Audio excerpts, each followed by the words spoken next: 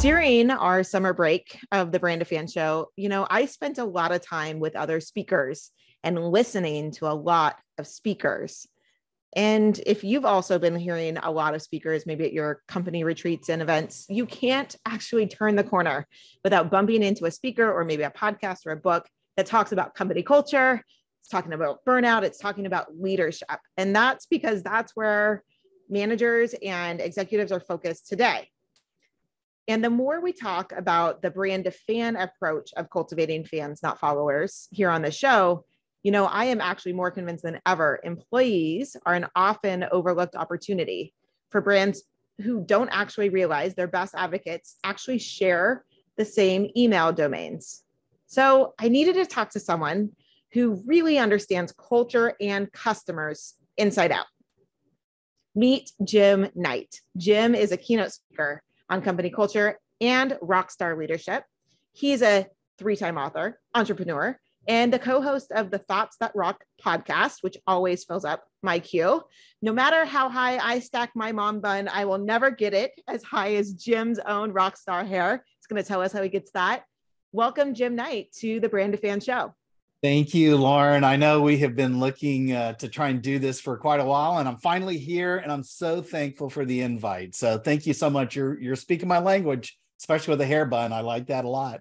Yeah, I got the tall hair. I broke out my only rock shirt that I could easily grab. I usually show up in sports apparel, but for you, sir, I pulled out the one with the electric guitar on it from a local show here. Thank you. Tell everybody what your background is and why you are the rockstar keynote speaker.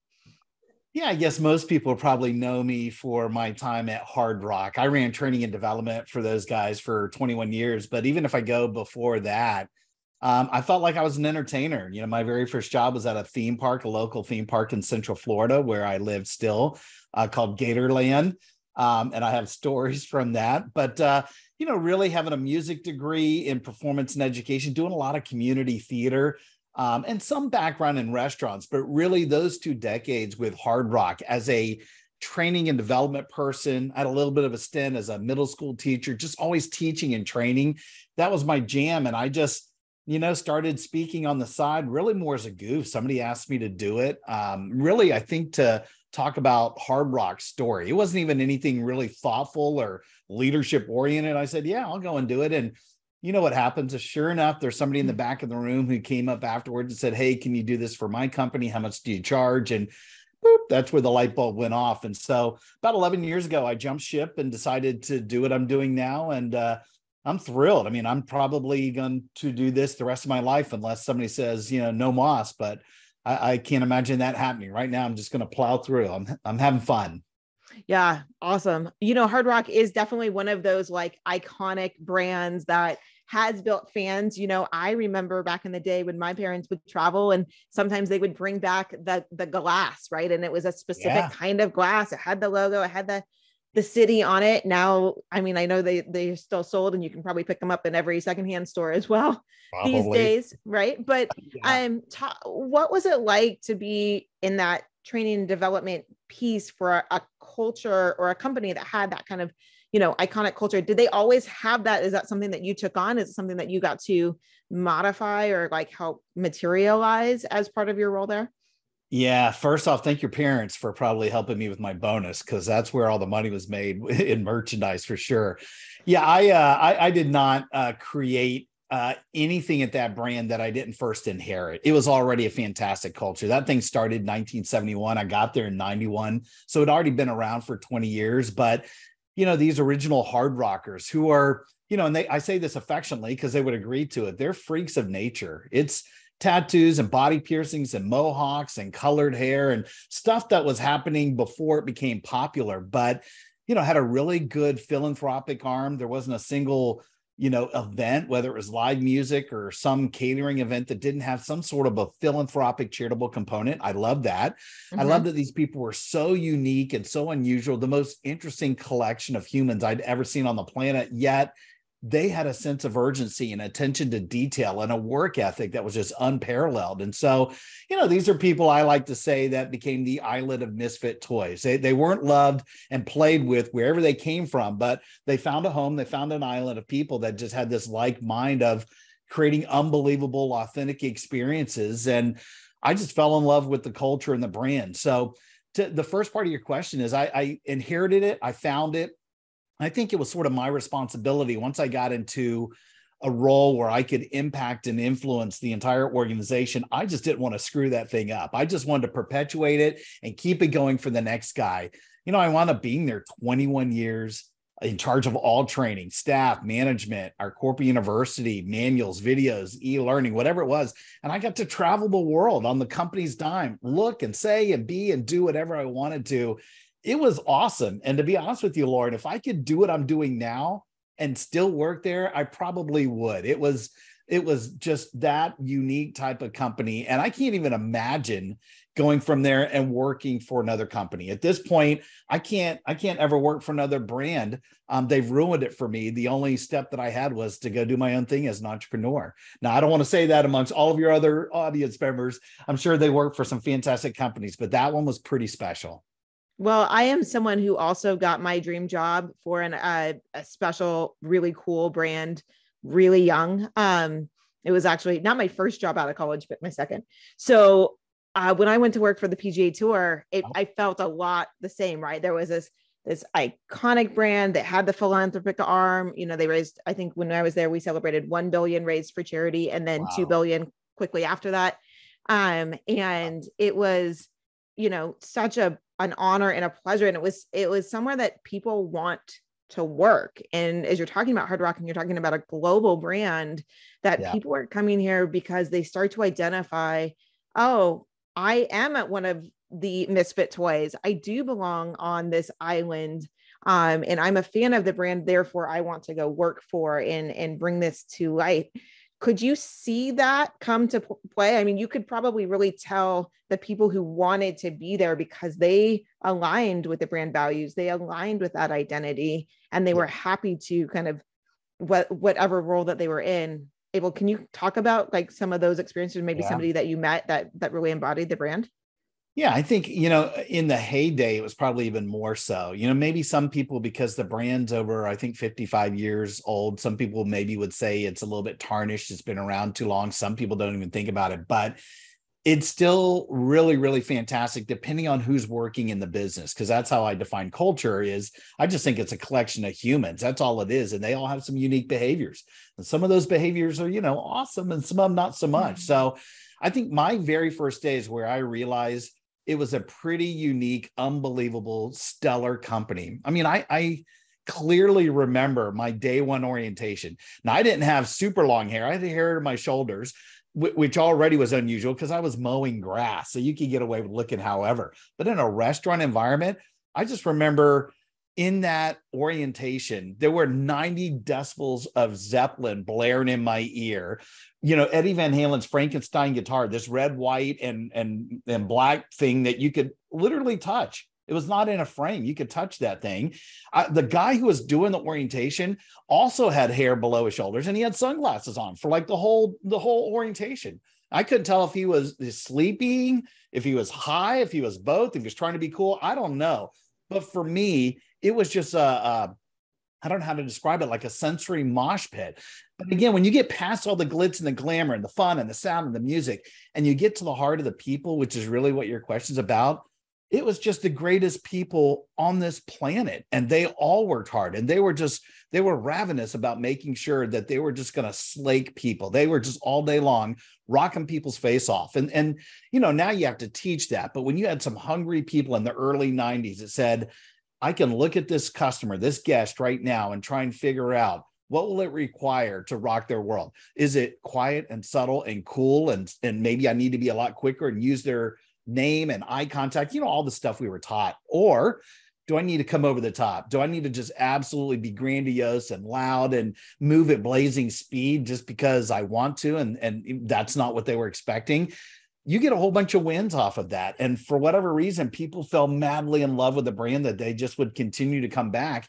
And that would help all the other cafes around the world. So, yeah, I think I can eloquently say back then, it really was about the people working. If they were wearing the badge, the logo, if they were representing the company, I felt pretty good about where we were because, training was in place, make sure we were consistent, but you almost didn't need it. Now, you probably need it. You need to make sure the guardrails are in place and somebody's not going to open mouth and insert foot and get us in trouble or me in jail or get us sued or whatever it is. But yeah, that culture is probably why my very first book and why I even started talking about culture in the first place. My life is different because I was just dunked in the spirit of rock and roll, and it was fun. Yeah, it sounds like a blast. It really does. I'm listening to you talk about, the culture giving employees permission to show up to the customers in an appropriate way. So obviously understanding that, and then looking at it fast forward, over the last 10 to 20 years where we've been able to use data to personalize experiences. And now it's actually expected as a consumer, whether you go into a restaurant, whether you book a hotel room, right? There's so much of this quote unquote surprise and delight that's happened, but also just, I think, a higher expectation of kind of that personalized approach and experience. If everybody is coming at it from like kind of a higher bar, right? Then how do you coach or tell people from stage, what do they have to do to kind of get to that customization and really break through some of that noise to get in front of their audience? Yeah, it's a tough one. I mean, to be honest with you, I do agree. I think the standards have been raised. Good is no longer good enough. I've always been a fan of, I'll shoot for perfection, but I'll settle for excellence. I won't go any lower than that. And I just think that bar is now high in a lot of ways. And unfortunately, that's part of the problem. I just feel like there's a confluence of events, and it probably came out of the pandemic as well, where I see that, guests, customers are getting more and more frustrated these days. They have no problem in speaking out about it. They do have high expectations, but now they're way more verbal. They're way more vocal and sometimes even venomous. It's just, it's really tough. But on the flip side, if you had a really awesome, fantastic culture, if you'd hired the right people, not 100%, let's just say at least the majority are there, you're not going to have any issues. But if you already were ensconced in a bunch of mediocrity, or maybe people were just a little bit slower when it came to the speed of service or lack of attention to detail, or not really wanting to smile or have a personality, you're exposed. You're now a lip syncer. And unfortunately, the more people that you've populated around me, whether I'm a rock star and I'm looking at all these other employees, or I'm a leader and this is what you gave me, I inherited this business, that now I've got to go out there and figure out some things to do. And I'll focus on communication and training and rewarding and recognizing and inspiring. And I'll do all that stuff. I'll communicate. I will do everything I can, but all the best training in the world is not going to help a bad hire. And so I feel like there's a little bit of an issue where the expectations are really high. There's more businesses than ever out there. You have more choices than ever before, both online or in person. But yet there are still companies out there that are not taking a moment to sit back and think strategically, what can we do to absolutely crush this? How can we get better today than we do before? Unfortunately, they're just working on the day-to-day nuts and bolts, and they wind up, in my opinion, working in the business and never working on the business. So, I hear what you're saying. Expectations are high, but unfortunately, there's just so much mediocrity out there. If you're at all focused on this, you will leapfrog over everybody else. You'll become world beaters if that's what you want. Sure. Yeah. So I think that is a really important, like those people. And again, kind of going back to that, the intro, right, is these people who you share an email domain with are actually your first line of, they're your artillery, but they're also like your biggest advocates. So if you can empower them, if you make, and it starts from that hiring, it goes into the training and empowering them to present and align with the brand values. You have to understand what those are, right? You have to understand what that means. It's a completely different, if I put my marketing hat on, it's a completely different stakeholder audience that you Yeah. have to create a completely different design, a different affinity journey for your employee and the new employee versus the new manager versus the someone who's been there for and feels like, I know what's going on. I've been here for 15 or 20 years. Yeah. Don't tell me to try to change anything. These are all then very different ways that you have to kind of cultivate their affinity, help them align with the brand, help them understand it. So when I think about brand to fan approach, it's, you know, a lot of the time we're talking about the service side. What are you doing to tell good stories on the other side of the business?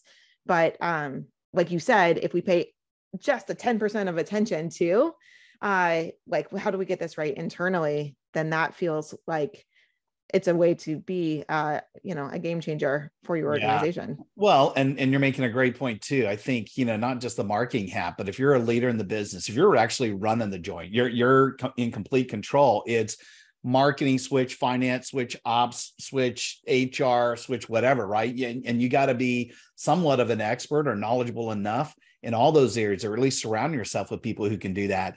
My hat obviously skews more toward human resources, you know, because training and development for the majority of my career reported up through that group.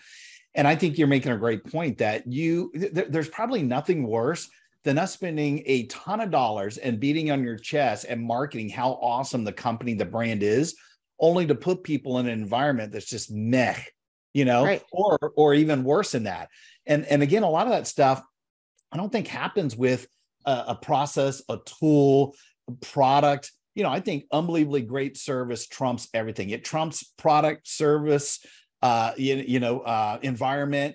It trumps technology, whatever it is. That great experience, and I guess all of those things make up the experience. I said service, but service is the thing I think that crushes everything else. And so that doesn't happen by accident. That all happens, in my opinion, because of learned behavior.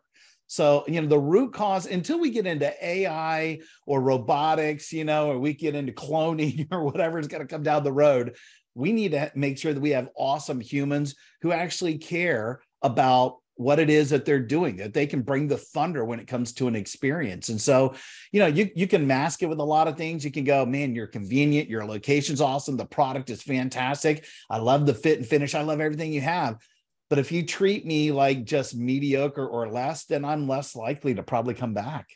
And they're going to talk about that too, right? That talk, like you said, customers today are more verbal and vocal than ever. If they have a meh experience, they're going to talk about it. If they have a stellar experience, they're going to tell everybody about it.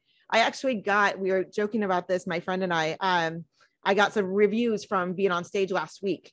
And I got one of those reviews that, like it said, do you have any feedback for the speaker? And it just said, eh. Oh. Like EH. And I was like, this is interesting. But the tool I use, I can go in and see 5 stars, like 5 5 5s across the board. And even like wrote something else that was good. But then that feedback was, and I was like, is that a response to the question, do you have feedback for the speaker? Or is that how you felt about the presentation? But I was like, 5 stars, like feels okay to me. Like, I don't know. Well, and that's part of the issue too. I know what you were saying about Mac people, you know, if it's just middle of the road and it's completely forgettable, I'm not even sure people are given feedback anymore. Like, I think most people today, especially with the power of social media, I think for the most part, people only talk about those companies that rock and the ones that suck. Like, those are the ones they're going to scream at. The ones in the middle of the road, if it's a meh, I don't even know if they mention it anymore. I think they just, they vote with their feet, they vote with their wallet or their purse or whatever, and just don't spend money, and they never come up again. So that's even worse. When somebody just puts meh on some feedback tool, you're like, at least somebody said something, but I don't know if it helps you at all, you know, to get any better. I'd rather them say, this was bad, this was horrible, and whatever. Now I got an action plan. I wouldn't want to see that, but I'd much rather that than I get the ability to fix it than just mediocre. I'm not sure I'm going to come in here, especially if it's a premium experience and you're spending some dough. Yeah, absolutely. And I mean, in fairness, like, I got a 98%, like, this was a memorable talk. So I'm okay with a one meh, but you're right in that, you know, if your business is ordinary, it's forgettable, right? If your business is ordinary, you're not growing fans, you've got some followers. Sometimes they leave you a little heart on social media, right? That's not super fun. If someone comes to you and they're like, hey, Jim, because they're coming to me now and saying, hey, Lauren, how do we build a unique brand? How do we build a beloved brand? We're afraid we are a little ordinary. What are a couple of things that you might tell them to say, like, here's how to start moving that into a unforgettable direction? Exactly. And as you're saying that, I remember when I was writing my last book, which is Service That Rocks, the subtitle I really wanted to focus on, because, you know, I've used every iteration of the word rock or rock and roll, culture that rocks, leadership that rocks, building a rock star team, whatever it's going to be. You just say service that rocks. I think people go, okay, I kind of get it. But the subtitle is exactly what you're saying. It's creating unforgettable experiences and turning customers into fans. So it fits in perfectly with the show. I just think nowadays, people telling me that something is fine or good or okay, those words, in my opinion, they just scream of mediocrity. And I want to avoid that at all costs. You know, just, you know, people need more than just vanilla. You know, vanilla is great, but people need a little bit of rocky road. They need some chocolate, sprinkle something in their life than just same old that everybody else does. When that happens, you will become unforgettable. If the dude next door isn't going to do it and you're willing to stick your neck out and try something unique, even if it doesn't work, I think you get credit. You get some W's with that. Yeah. And it's interesting now because everybody can take that step, and it could be on TikTok. It could also be in your neighborhood community, right? You could open the door and give free ice cream for an afternoon. Like, you can do something that's memorable or sparks interest that is actually like even low cost, high impact, right? I'm thinking about like my local grocery store who has been named, you know, best employer in town. And they put that right next to, we're hiring for 3 positions.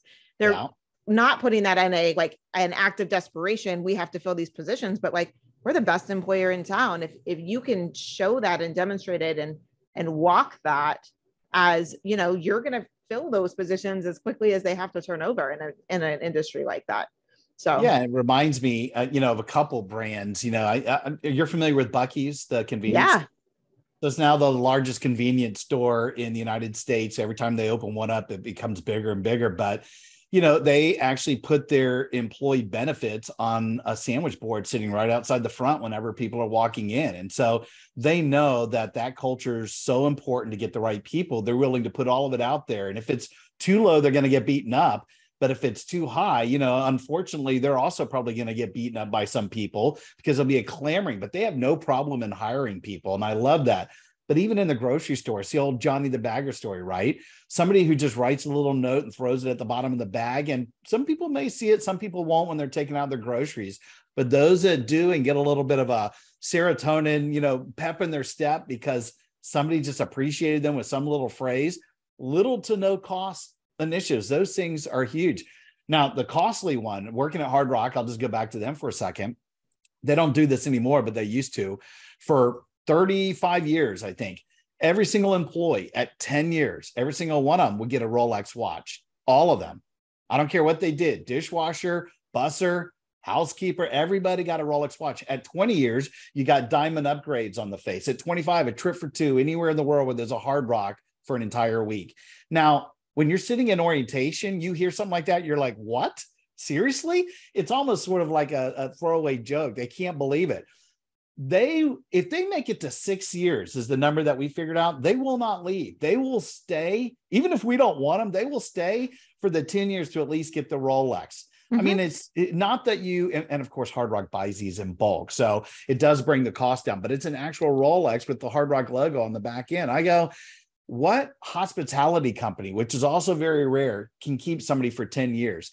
That's not the reason why people stay, but if they've already fallen in love with the company, that's just a nice little kudo. And believe me, people will talk about that. Once you get your Rolex, that's on everybody's lips. It's unbelievable. It's on everybody's wrist. It's on everybody's lips. And if you know to look, right? If you were an employee or a past employee and you see that, like someone's rocking their Rolex, then you know, right? And it's kind of that secret language. That's absolutely. Right. It's a huge part of it. Well, you mentioned Buc-ee's, and also we've been talking about Hard Rock, and we've been talking about my local my local neighborhood, since I live in quite a small town and we're on a first name basis with every bakery in town, thanks to my husband and my children. Nice. I'm just kind of wondering, is there another brand story or someone that you're, following right now that kind of has engaged their fans on a level that you're like, I have to tell this story. I have to point to this. Like, I want to see how this develops. Yeah, one I know from a distance. I mean, I'm sure most people probably know the Savannah Bananas by now. I mean, the baseball team that's out there trying to do something so completely different. They're revolutionizing baseball. The only way they can do it is start their own league. And I think there's 3 or 4 teams, and it is flat out a hoot. They're sold out at least 6 months in advance for every single game. It's all time. There's foul balls that if the fans catch it, the person's out. They're doing all kinds of dances. Like, I love everything about that story. And the guy who started the thing, Jesse Cole, who makes his rounds, and not only as a speaker, but he's on a lot of podcasts. His story is amazing. And what he's trying to do, I think, is going to revolutionize sports when it eventually really catches on versus this sort of niche thing. The other one I personally know, like you said, there's a restaurant that's probably about 20, 30 minutes for me in a little township called Gotha. The name of the restaurant is called Yellow Dog Eats. And the owner, who's sort of a throwback chef, again, long hair, handlebar mustache, went to the Culinary Institute of America. He knows this stuff for sure. And he will spend a lot of time talking about how much time it took to make his pulled pork that particular day. But he might also be spending time about clamoring about why he fights with the church across the street because he can't do wine in a glass. But this guy, he creates a moment. I love the product. I love this environment. Everything about it is so boutique-ish and so cool. And it's sort of it's a great secret that I love bringing my friends to. But everybody that I take, I have to whisper in their ear before we walk in and go, listen, this chef, his name is Fish Morgan. He's going to hug you. He's going to kiss you. He's going to talk and say stuff that is going to come out of his mouth that you're not going to be used to. And that's just part of the charm. And sure enough, he does it every single time. And if he's not there, it's not the same experience. His people are unbelievable. Like, I love everything about it. But the thing that really makes it for me, and I constantly talk about it and send people there, is this one person. And yeah, he owns the place. Yes, he's the chef. Yes, he's only there half the time. But when he's there, man, it's magic. And I just imagine, how could I get more people to be around him and think, I need to create that environment, or I need to go and hire more people like that and put them in my environment. When that happens, it'll spread like wildfire. So Yellow Dog Eats, that's right now, that's one of my fave hangouts. I am gonna book a new flight to Orlando next time I'm in the neighborhood. We are going. I think that's so cool. And of course, now I have to meet him. And yeah, we can hug all day long. I think that's really cool. I'm gonna take this back to, you were talking earlier about it kind of starts with the hiring and it starts with the people. Yeah. If you've inherited a team or you're coming in and you're building a team, what can you instill a little bit of that? Dig into your training magic and I got these people that maybe not the people I would have chosen or where we're trying to move to. How do I get them on board? How do I get them connected to kind of the brand identity that we're going for? Yeah, great question. And I don't want people to get me wrong. I mean, my entire career was smack dab in the middle of the employee life cycle. I had no say so on how people came on board or how they left. I will do the best with what you give me. Now, going back into the early 90s, I inherited these awesome people that if they even left the organization, I knew there wasn't really going to be a problem. Whoever was making the hiring decisions already knew what we were looking for. You fast forward 5, 10, 15, 20 years, a little bit different. And so if I said, I'm going to go back into the corporate business world, I would probably be a training and development guy. I'll be VP of training. I will inherit the business. And so after I sort of looked across and said, what is it that we need to get to? If I know we're here, but I know there's a gap between whether it's the behaviors, whether it's results, maybe it is a lot of infrastructure. Maybe these are awesome people and they just need some guidance. I will definitely put on my training and development hat. Here comes the awesome employee handbook, the e-learning, the videos, one-on-one coaching. I'm going to do great training classes. I'm going to do everything in my power, to your point, to train, develop, communicate. Even if I can talk to the people that are in charge of rewarding and recognizing what is everything we can do? I'm a process guy, believe it or not, even though we operated in the gray at that company quite a bit. I think if I stepped into a company today, most of them would probably have their act together with job descriptions and performance appraisals and all of that stuff. I would still look at all that and go, what are we actually measuring? And if we're not matching up, like you said earlier, to the company's values, if we weren't rewarding people the right way, if maybe nobody had been evaluated in any way, shape, or form in 18 to 24 months, if there'd been no love shown to them, some of these small little things will actually make some pretty big, I think results. It might even be a fulcrum to completely change the culture. But then I would still go, once one person leaves me, I don't care if we take them out or if they leave on their own, we have to suck it up and leave the position open long enough to get the right one. So I would still err in favor of stopping the bleeding and making sure that you hire the right one. And at some point, you'll have way more rock stars than you will lip syncers, people that are just flapping their gums. And then it'll be difficult. If somebody slips through, whoever it was that was in charge of hiring and they went through the 2 or 3 interviews, they'll be surrounded by a bunch of people who actually give a crap about the business. And those employees, in my opinion, will vote them off the island. You won't even hardly have to do that from a leadership standpoint. So it's definitely not one thing. It's everything, but I got to pick my battles. And I would just assume I'd start at the front end of the employee life cycle from how we recruit, interview, hire, and train. Let's get that part right. Let's look at all the collateral. Who's doing the orientation? Who's doing the training? How are they certified? Like all of that stuff first, because I can't take care of all of them. I'll work on it, but let me really attack that front end, and then it'll hopefully, knock on wood, it'll just get better. And this is the other hard part. From a distance, it's even tougher, because now you're talking about a lot of businesses that have moved to online. They're distance-based. People want to work from home. How do you keep that culture going? That's really what I get asked more than anything else. And that requires some real good communication, because you might have to do some, although a lot of people are over doing Zoom meetings and distance-based meetings, they're still important, even if you're doing one a week.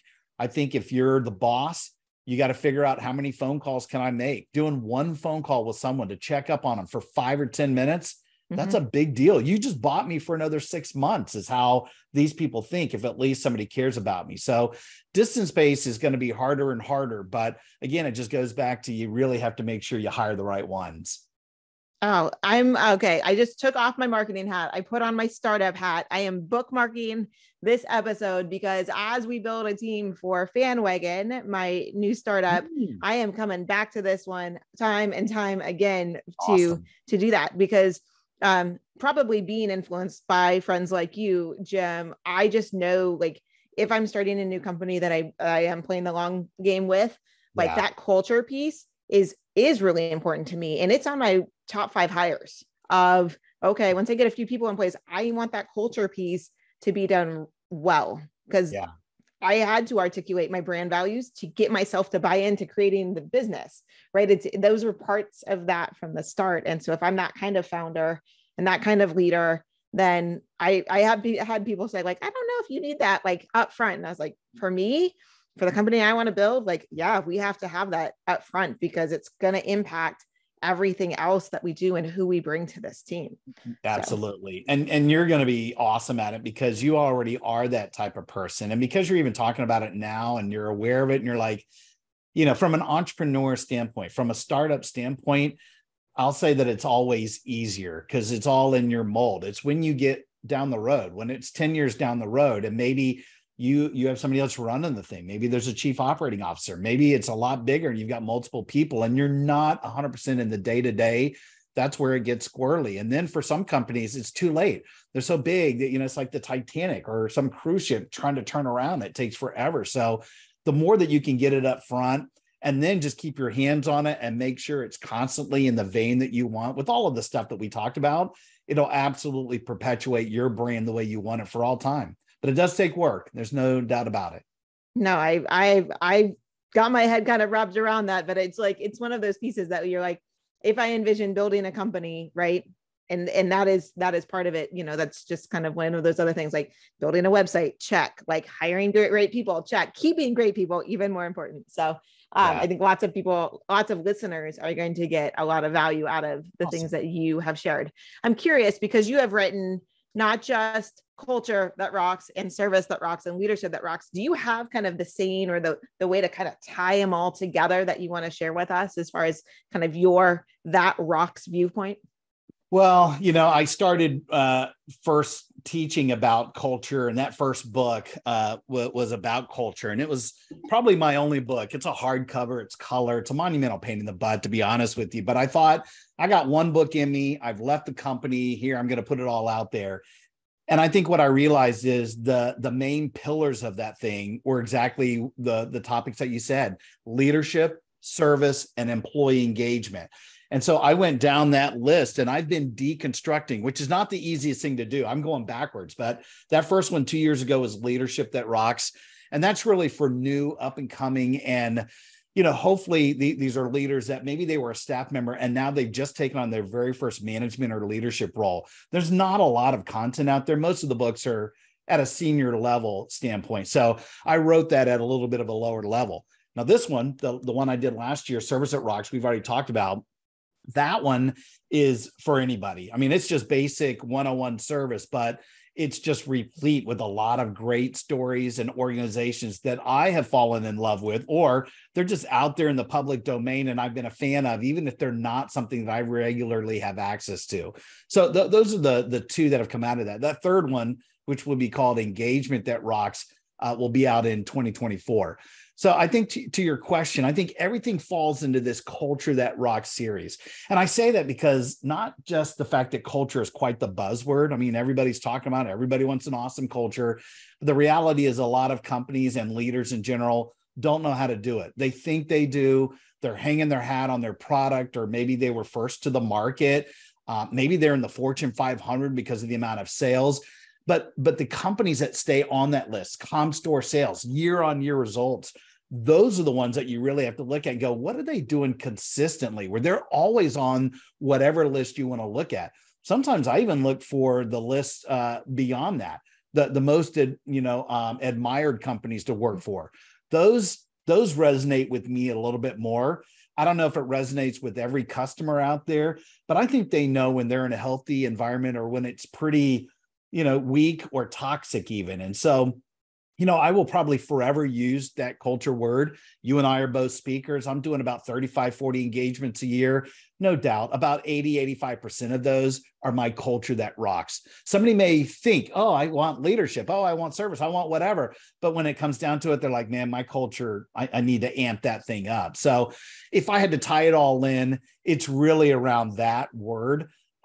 Which again, I'm going back to people. And if you go to the root cause, I go, it's learned behaviors. People learn everything. They learn everything from their parents, from school, from their friends, from their playground, religion, lack of religion, whatever it is. By the time you come to me as some 19-year-old kid wanting a job, you are the way you are. And if your natural disposition isn't to smile and have a good personality and want to be around other humans, that's going to be a problem for me. So I'm not saying you have to go out there and just mine for only those people. People are teachable and trainable. Some that want to change, some that want to get better, some want to learn. They just never had the opportunity wherever it is they got it from. So some employers are going to have to take a chance on some and go, I don't know, maybe they're missing a few of these, but I'm willing to, because they have a great smile, I'm willing to go there because I can teach them just about anything else. I think there's a lot of companies that might try and do that, but some of them, man, they rely on the application, on the resume, on the CV, on the experience that you have. And I'm like, man, there's a lot of people that are not going to have that experience. You got to give somebody an opportunity. Go for some of the other C's I talk about beyond competence. Go for character. Go for culture fit. I bet you'll have people that you're willing to follow off the cliff when you do that. Yeah, I have a friend and she's actually listened to this podcast a few times. She's just in the middle of a job switch. She doesn't have a college degree. And she said, sometimes when I apply for things, it's an immediate no because she doesn't have her college degree. Yet she has decades of executive experience with really incredible brands. She's like in the middle of the switch and she's like, I've been listening to the show. I'm dropping in nuggets from what you're talking about into my interviews. And she's like, but it's too bad that some people can't see past just the CV, right? To see the whole character. So also a really good note for anybody who's in a management or in a hiring position that can think of that. Jim, I Well, have been those are the people that you'll hire with your company when you get that thing going. absolutely, absolutely. It has been such a pleasure to talk about all these things that rock. As you know, fandom rocks my world. It is literally the thing. And while I am best known for my sports fandom, I love, love, love, love music. So, and I know you do too. We took our kids to a Cake concert earlier in the summer.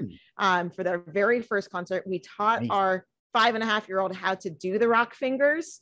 And once he figured out how to like coordinate his hands to do it, the whole rest of the night, and probably when he woke up in the morning, he was just doing the rock on. It was amazing. I'll send you a picture. I love him already. That's awesome. Well, let me ask you the last couple of questions we ask everybody here on the Brand of Fan Show. You've mentioned some great brands and experiences, but what are you a fan of today? What is rock in your world?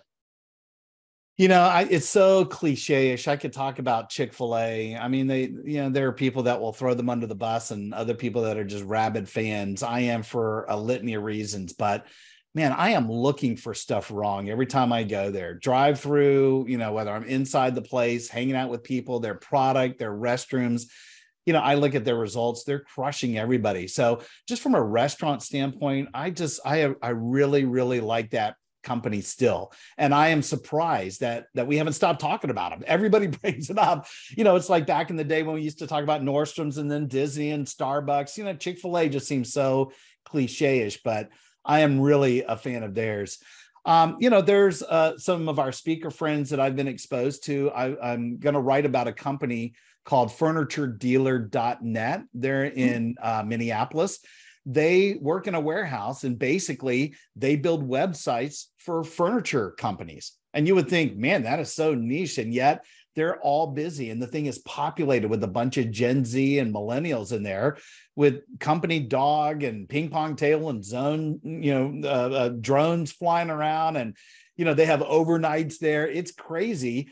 So they don't pay a ton of money, but these people absolutely love their business. So, when I can find companies like that, even though I have zero desire, no need to go have a website for furniture, I can appreciate that and talk about it and try and put more eyeballs on the company. But there's some restaurants and retail and even a theme park or two around here in Central Florida that I am just amazed whenever I go. I've got an expectation, it's high, and yet I still have my face rocked off. And it was because of a person, not the ride, not the thing I was eating, not the bed I was sleeping on. It's because of a human. So there's plenty to choose from here in Central Florida. But if you've got a couple also, I'm going to throw them in the next book, especially if it's around engagement.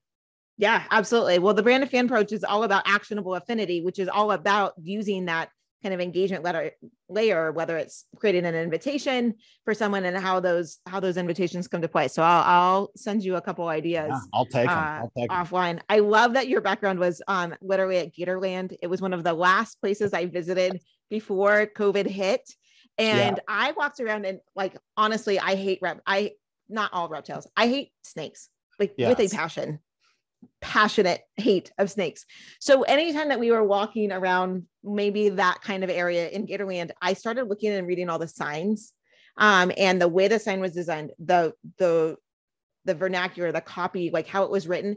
Oh my God, it just embodied that culture. Fun. And I use that in presentations all the time as reflect your brand and how you show up to people. And there's no better way to do this than the incredible signage that happens at Gatorland. So they do a great job. That my one scar on my finger, you won't be able to see it on the camera, but is from a boa constrictor working out there at Gatorland. I got to sell fish that people would feed the gators. I drove a little miniature train. I ate alligator meat in the snack bar every day, all of that stuff. My favorite job was working in what we called the photo area. I had to jump into a pit with a whole bunch of baby alligators. Even though they're 2.5, 3 feet long, they still have razor sharp teeth. Sure. I had to pick one out, grab it, close its mouth, put duct tape around it so that people could hold it, so they could hold and feel an alligator. But then I had to go into this great big snake pit and pick out the boa constrictor I wanted so that we could put that around people's necks. And one time I grabbed one and it swung around and bit me. They're not venomous, but they do have teeth, believe it or not. Oh. And I got a scar. And that job, my first job, I was there 3 years, absolutely loved it. And that was my first foray into hospitality. I'm not even sure I'd be doing what I'm doing now if it wasn't for that first gig. So yeah, that was a good step. Shout out to Gatorland. Yes. Never thought I'd be saying that on the pod, but there we go. $14.95, half off for Florida residents. I just made that up. I don't even know what their price is. Okay. So as you know, also on the Brand of Fan Show, we talk about your favorite piece of fanware. Now I'm going to guess it's probably from music, but I think you've got a surprise for me. What's your favorite piece of fan apparel or wear that you either have today or wish was still in your closet? So I have lived my entire life in Florida. You would think from a pro football standpoint, it's either the Buccaneers, the Dolphins, or the Jaguars. And I grew up with the creamsicle, always losing Buccaneers. It was really tough. I became a fan of the Dallas Cowboys. And I know some people are throwing stuff at me right now. I loved it. I went through 6 different championships with those guys over many, many years in the 70s and the 90s. I love their uniforms. I love the, always winning America's team, the cheerleaders, like everything that came with that. So I had a jersey. I had 2 jerseys. One that was Troy Aikman, which I had for probably many years. I don't have that one anymore. That one fell apart. But my favorite one was a Dak Prescott jersey. And again, it's so tough because we can't win anything. I just remember 20 years ago what those championships were like. And somebody from Dallas is going to punch me. I feel it because I'm throwing Prescott under the bus, but I wear that jersey every time I go out to eat ribs and wings and on Sundays. And I think people are starting to get frustrated. So, I still wear it. I'm proud. I'm loyal to the team, but it's tough to be a fan of my team these days. I'm not going to lie.